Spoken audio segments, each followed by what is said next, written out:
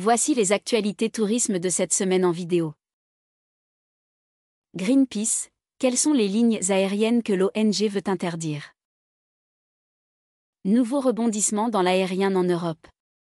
Greenpeace propose d'interdire les vols courts, en Europe dès qu'une alternative en train de moins de 6 heures existe. MSC Croisières dévoile les alternatives aux Antilles françaises. Il n'y aura pas de croisière cet hiver, dans les Antilles françaises, qu'à cela ne tienne les croisiéristes s'organisent, dont MSC Croisières.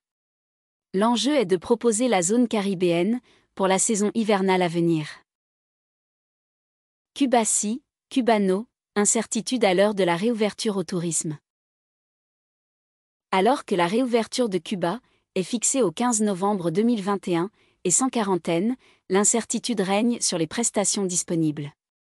Outre la crise sanitaire, privée du tourisme, l'une de ses principales sources de revenus, la destination doit faire face à de nombreuses pénuries. Futuroscopie, pourquoi vous abonner à la nouvelle verticale de tourmag.com? Depuis quelques mois, Futuroscopie a pris une place grandissante sur vos écrans. Consacrée à un décryptage des évolutions sociétales en cours, cette publication a, pour objectif de lever un PAN de voile sur ce que pourrait être l'avenir du tourisme. Google Flight affiche les émissions de CO2 d'un vol. Google propose, depuis le début octobre, une nouvelle fonctionnalité sur son moteur de recherche de vol. En effet, Google Flight affiche désormais les émissions de CO2 d'un vol. Tourisme durable, le serment, et puis quoi après? Afin d'optimiser l'adoption d'un tourisme plus durable, le serment doit être jumelé à d'autres moyens de communication et de sensibilisation.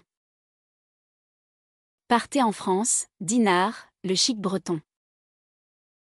Station balnéaire historique et joyau du littoral costarmoricain, la ville entretient, depuis toujours son cachet bourgeois. De villas cossues en sentiers marins, on séjourne en toute quiétude sur cette côte d'émeraude réputée pour son art de vivre entre gens de bonne compagnie. Retrouvez tous nos articles de la semaine sur tourmag.com.